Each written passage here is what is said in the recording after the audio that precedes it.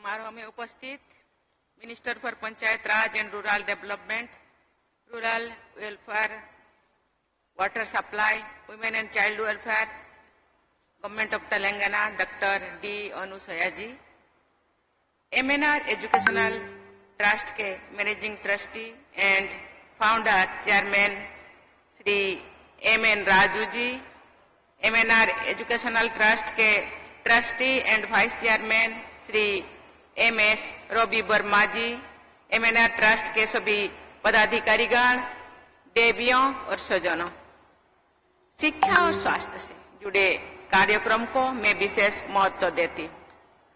शिक्षा के माध्यम से ही जीवन में आगे बढ़ने के द्वार खुलते हैं। अच्छे स्वास्थ्य के बल पर ही कोई भी व्यक्ति सक्रिय रह सकता है। आपके इस संस्थान ने शिक्षा और स्वास्थ्य के क्षेत्र में योगदान दिया है। इसके लिए मैं संस्थापकों, प्रबंधन के सदस्यों तथा सभी विद्यार्थियों और लाभार्थियों को बहुत बहुत बधाई देती हूँ। किसी संस्थान द्वारा निरंतर 50 वर्षों तक सक्रिय रहना और आगे बढ़ते रहना इस तथ्य को रेखांकित करता है कि संस्थान की शुरुआत स्पष्ट लक्ष्यों के साथ की गई थी और उन लक्ष्यों का प्राप्त करने के लिए निरंतर सार्थक और सुविचारित प्रयास जारी रहे। आपकी संस्था द्वारा अपने स्थापना के स्वर्ण जयंती वर्ष में प्रवेश करने के लिए मैं आप सबको बहुत बहुत बधाई देती हूँ। देवियों और स्वजनों, ये राज्य गोदावरी नदी के आशीर्वाद से सिंचित है। लगभग 1 वर्ष पहले जब मुझे राष्ट्रपति के रूप में तेलंगाना की पहली यात्रा करने का अवसर मिला था, तो मुझे श्री सीतारामचंद्र देवस्थानम में आशीर्वाद लेने का सौभाग्य भी प्राप्त हुआ था। उस यात्रा के दौरान मैंने रामप्पा देवालयम और यादाद्री पर स्थित श्री लक्ष्मी नरसिंह स्वामी मंदिर में के दर्शन के लिए भी मुझे मौका मिला था। तेलंगाना का ये क्षेत्र सांस्कृतिक दृष्टि से बहुत संपन्न रहा है। मैं आशा करती हूँ कि इस संस्थान से जुड़े आप सब लोग ऐसा प्रयास करें जिससे कि केवल आपके शिक्षण संस्थानों के विद्यार्थियों ही नहीं बल्कि पूरी देश के युवा तेलंगाना की महान सांस्कृतिक परंपरा से सुपरिचित हो सके।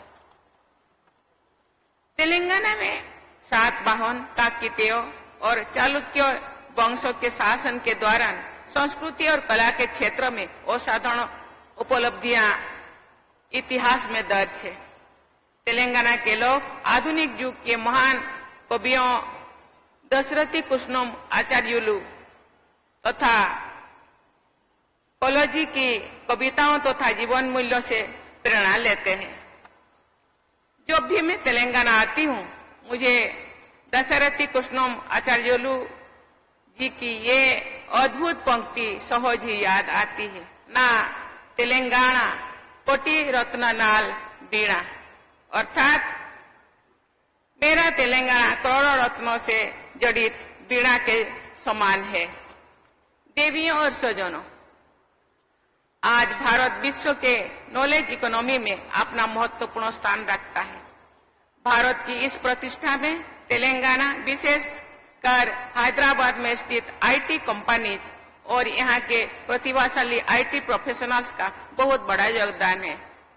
आज तेलंगाना सहित भारत के आईटी प्रोफेशनल्स की प्रशंसा पूरी विश्व में होती है। इस सफलता में शिक्षण संस्थानों का सराहनीय योगदान है।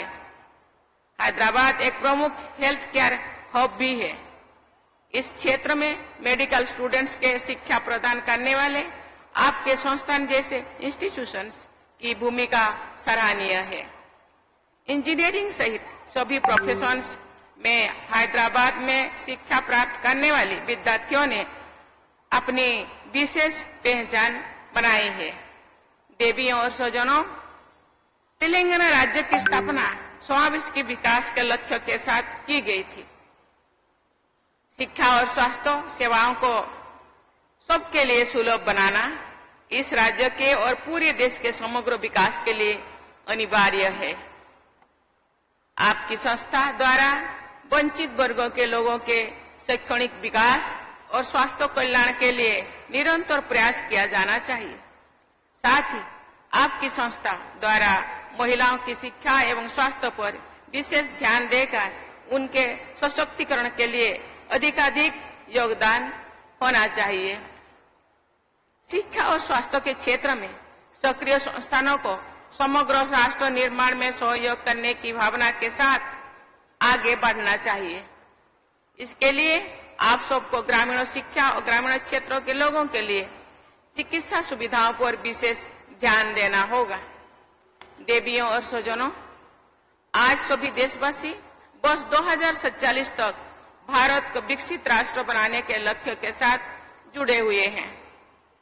शिक्षित भारत, स्वस्थ भारत ही सही अर्थों में विकसित भारत के रूप में प्रतिष्ठित होगा।